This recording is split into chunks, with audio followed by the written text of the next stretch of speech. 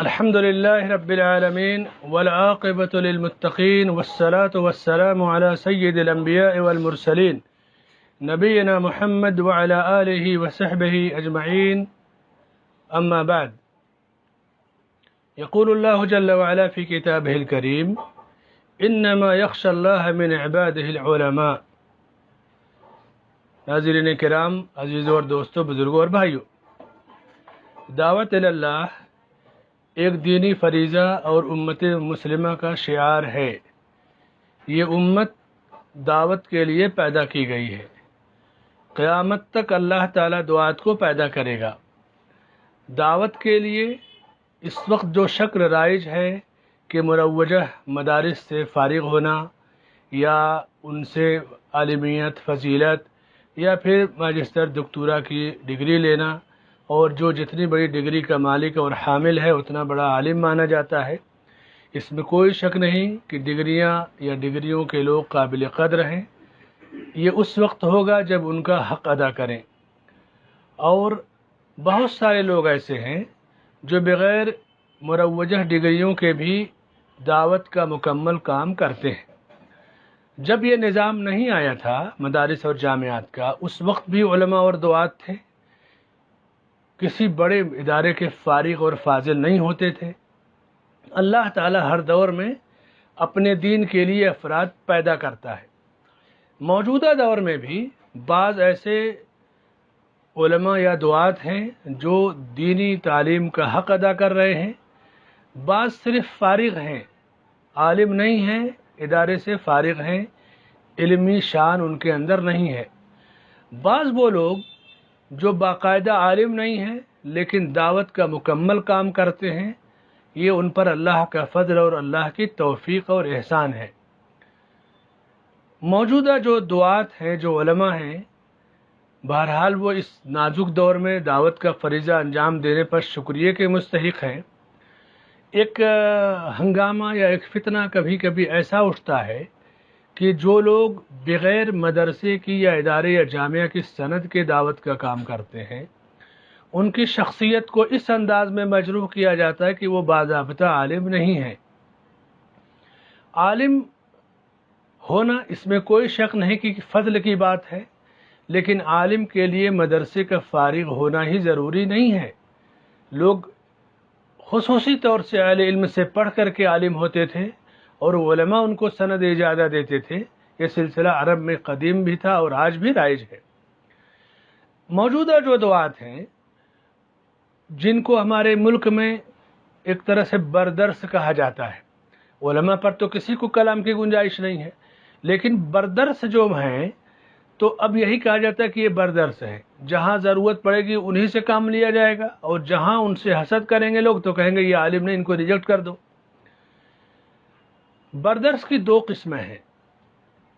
پہلی قسم وہ بردرس جو علم کے اصلی مصدر سے براہ راست فائدہ اٹھاتے ہیں. اس کے لیے عربی زبان جاننا ضروری ہے. جو تقلیدی مزاج نہیں رکھتے.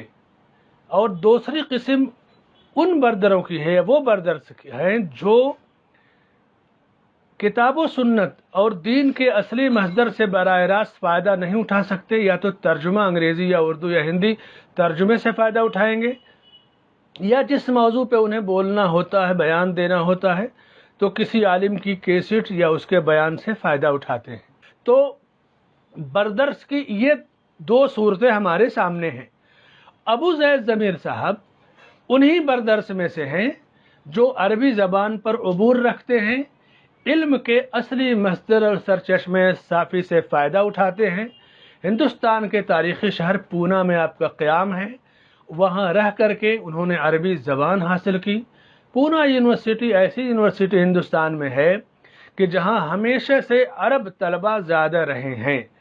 عرب ممالک کے طلبہ وہاں زیادہ رہے ہیں، اور اللہ نے انہیں فائدہ اٹھانے کا موقع دیا اور وہاں عربی زبان کو مکمل سیکھا. اور اس کے بعد بمبئی پونا سے قریب ہے، تو بمبئی میں جو علماء اس وقت تھے یا آج موجود ہیں، جیسے ماضی میں شیخ مقیم فیضی صاحب رحمۃ اللہ علیہ تھے، یا حال میں شیخ عبدالسلام سلفی صاحب ہیں، اور علماء کی ایک بڑی تعداد ہے، مگر بطور مثال میں ان 2 علماء کا ذکر کرتا ہوں۔ ان علماء سے ہمیشہ وہ رابطے میں رہتے ہیں اور منہج سلف سے انحراف کبھی نہیں کرتے، جو کچھ بیان کرتے ہیں کتاب و سنت کو سلف صالحین کے منہج کی روشنی میں پیش کرتے ہیں۔ علم کی طلب ہے ان کو، زیادہ تقریر کرنے سے زیادہ جو شوق ان کو ہے علم حاصل کرنے کا شوق ہے۔ ابھی مدینہ منورہ میں چند مہینہ پہلے، لاک ڈاؤن سے 2-4 مہینہ پہلے دورہ علمیہ ہوا تھا دکتور صالح العثیمی حفظہ اللہ کا، 1 ہفتے کا دورہ علمیہ، انہوں نے پورا دورہ اٹینڈ کیا، فائدہ اٹھایا۔ جبیل تشریف لے گئے کہ جبیل میں شیخ محمد رمضان حاجری سے علم حاصل کریں، مگر ان دنوں شیخ باہر کے کسی علمی اور دعوتی سفر پر تھے۔ اور اس طرح سے جب ہندوستان میں شیخ محمد رمضان حاجری صاحب ہمارے شیخ محترم جب تشریف لائے گزشتہ سال، تو ہم لوگ کا 10 دن کا دورہ علمیہ تھا میسور میں اور بنگلور میں، 5 دن میسور 5 دن بنگلور، اور دونوں جگہ کتاب التوحید اور عمدۃ الاحکام ان کتابوں کا درس دیا۔ شیخ ابو زید ضمیر صاحب پونا سے بنگلور اور میسور گئے اور علمی دورے میں شریک رہے۔ میں خود ساتھ میں، ہم نے ایک ہوٹل میں قیام کیا، ایک ساتھ پڑھنے جاتے تھے، چونکہ ترجمان میں رہتا تھا شیخ کا، لیکن شیخ میرے ساتھ ہمیشہ طلباء کے ساتھ بیٹھتے تھے اور علم حاصل کرتے تھے۔ جو وقفہ ہوتا ہے ظہر سے عصر کا آرام کرنے کا، شیخ ابو زید ضمیر صاحب نے خواہش ظاہر کی شیخ محمد رمضان حاجی صاحب حفظہ اللہ سے کہ شیخ میں مزید کچھ خصوصی طور سے پڑھنا چاہتا ہوں، تو شیخ محترم نے اجازت دیا، اور پھر بنگلور میں ہی ظہر اور عصر کے بیچ کا جو وقفہ ہے ہم لوگ خود ہوٹل میں جا کر کے اصول کی کتابیں پڑھتے تھے۔ اس طرح سے شیخ نے علمی سفر آج بھی جاری رکھا ہے۔ بنگلور میں قیام کے درمیان ہم لوگوں نے کلیت الحدیث کا دورہ کیا۔ کلیت الحدیث ہندوستان کے ایک بڑے کلیات میں سے ہے۔ وہاں پر شیخ محمد بن رمضان حاجری صاحب نے درس دیا طلباء اور علماء کے سامنے۔ درس کے بعد مجھ سے کہا کہ تم بھی کچھ دیر تک درس دو، چونکہ شیخ کی موجودگی میں ہماری کوئی حیثیت نہیں، ہم تو شاگرد ہیں، سیکھتے ہیں، لیکن شیخ کا حکم، تھوڑی دیر میں نے درس دیا۔ اور پھر شیخ ابو زید ضمیر صاحب سے کہا کہ اب تم درس دو۔ شیخ نے بھی علمی درس دیا اور یہ دونوں درس تینوں عربی زبان میں ہوئے۔ عرب میں ایک طریقہ یہ ہے کہ جب علماء یا طلاب درس دیتے ہیں یا خطبہ دیتے ہیں یا بیان دیتے ہیں یا محاضرہ، تو کوئی بڑا عالم اس پہ تعلیق لگاتا ہے اور تشجیع کرتا ہے۔ آج بھی ریاض میں مسجد غربت دیرہ میں جو ملک کے نوجوان دعات اور علماء ہیں، یعنی دکاترہ ہیں، فضلاء ہیں، ان کا محاضرہ ہوگا اور سماحت شیخ مفتی عبدالعزیز عبداللہ علیہ شیخ حفظ اللہ اس پہ تعلیق لگاتے ہیں۔ تو شیخ نے اسی ڈھرے پہ ہم دونوں کے دروس پہ تعلیق لگائی، تشجیع کی، حوصلہ افزائی کی۔ یہ اللہ کا فضل ہے۔ یہ چونکہ درس شیخ ابو زید ضمیر کا ذکر ہو رہا ہے، ضرورت نہیں تھی کہ میں اپنا ذکر کروں، لیکن چونکہ اسی میں یہ چیزیں جڑی ہوئی ہیں۔ پھر اس کے بعد گزشتہ سال نومبر 2019 میں شبلی نیشنل کالج دارالمصنفین ہندوستان نہیں دنیا کا ایک تاریخی ادارہ ہے، وہاں ہر سال ایک سیمینار ہوتا ہے 2015 سے کہ امہات المومنین سیمینار۔ کالج کے اندر جو بے حیائی یا برائی ہے، فحاشی ہے، اس کو روکنے کے لیے، صحیح آئینہ دکھانے کے لیے یہ موضوع اختیار کیا جاتا ہے، اور بڑے بڑے فضلاء آتے ہیں۔ ہر سال کسی یونیورسٹی کے وائس چانسلر آئیں گے، اور علماء بھی رہتے ہیں، دکاترہ بھی رہتے ہیں، اور سب سے کم پڑھا لکھا آدمی وہ بھی کم از کم ماجسٹر دکتورا ہی رہتا ہے۔ اس کالج کی شان ہے سیمینار کی۔ گزشتہ سال اس سیمینار کی صدارت آگرہ یونیورسٹی کے سابق وائس چانسلر صاحب نے کی، اور کلیدی خطبہ ابو زید ضمیر صاحب نے دیا۔ کلیدی خطبہ بڑی حیثیت رکھتا ہے سیمینار کا۔ اس سے پہلے وہ سیمینار جب ہوا تھا تو کلیدی خطبہ ڈاکٹر یاسین مظہر صدیقی صاحب جو علی گڑھ سے آئے تھے انہوں نے دیا تھا۔ تو یہ بھی اعزاز اور شرف حاصل ہے شیخ ابو زید ضمیر صاحب کو۔ اسی طرح سے مولانا عبد الرحمن محدث مبارک پوری، یعنی ایک تو صاحب تحفہ ہیں، ایک مولانا عبد الرحمن مبارک پوری رحمۃ اللہ علیہ جو شیخ الحدیث علامہ عبید اللہ مبارک پوری کے صاحبزادے ہیں، اور ہندوستان سے مدینہ یونیورسٹی جو سب سے پہلا وفد گیا تھا پڑھنے، اس میں مولانا عبد الرحمن مبارک پوری تھے، جنہوں نے مولانا عبد الرحمن مبارک پوری، ڈاکٹر عبد الرحمن لیثی، عمر آباد سے ڈاکٹر حفیظ الرحمن اعظمی عمری، یہ پہلے بیچ کے لوگ تھے۔ اس وقت شیخ البانی رحمۃ اللہ علیہ مدینے میں پڑھاتے تھے، یہ لوگ ان کے شاگرد ہیں۔ شیخ ابو زید ضمیر صاحب نے مولانا عبد الرحمن مبارک پوری سے حدیث پڑھ کر کے اجازہ لی ہے۔ بخاری کی حدیث انما الاعمال بالنیات میں نے بھی پڑھی، ہمارے ساتھ شیخ عنایت اللہ مدنی حفظ اللہ بمبئی کے مشہور اور اچھے عالم اور شیخ ابو زید ضمیر، ہم تینوں کا سفر تھا، ہم تینوں نے حدیث پڑھ کر کے مولانا عبد الرحمن مبارک پوری صاحب سے سند اجازہ حاصل کی ہے۔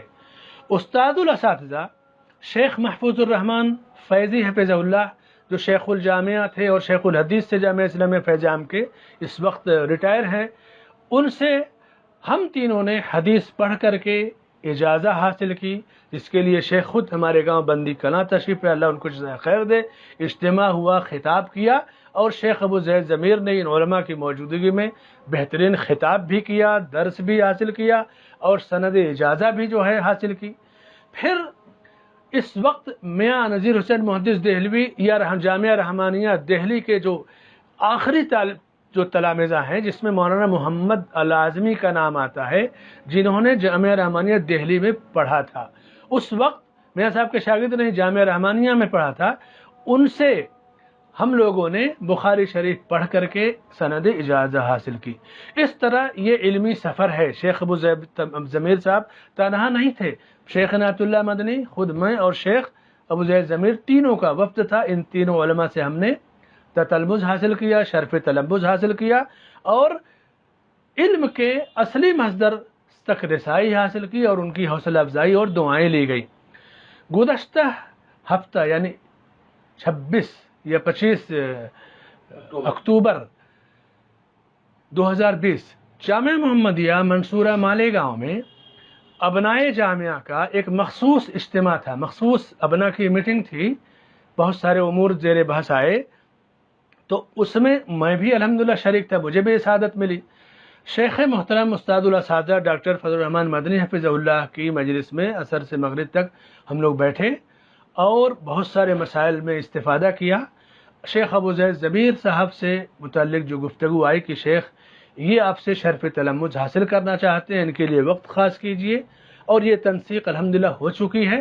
مغرب سے عشاء کے بیچ میں شیخ ابو زید ضمیر صاحب ڈاکٹر فضل الرحمن مدنی حفظ اللہ سے بدایت المجتہد یا فقہ کی اور چند اہم کتابیں جو پڑھنا چاہتے ہیں، وہ وقت ان کے لیے خاص ہے اور یہ علمی سلسلہ اور علمی تسلسل جاری ہے۔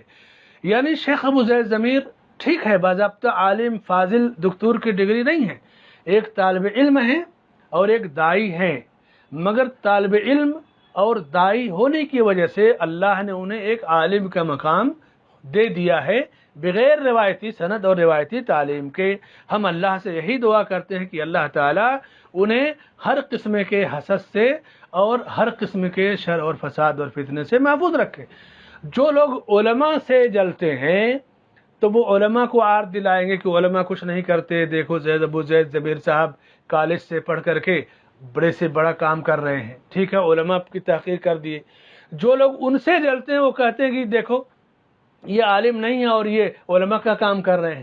یعنی اس طرح کا فتنہ پھیلانے والے دونوں رخ اختیار کرتے ہیں، ادھر بھی ادھر بھی۔ ان کا مقصد خیر اگر ہوتا تو اس طرح کی گفتگو نہیں کرتے۔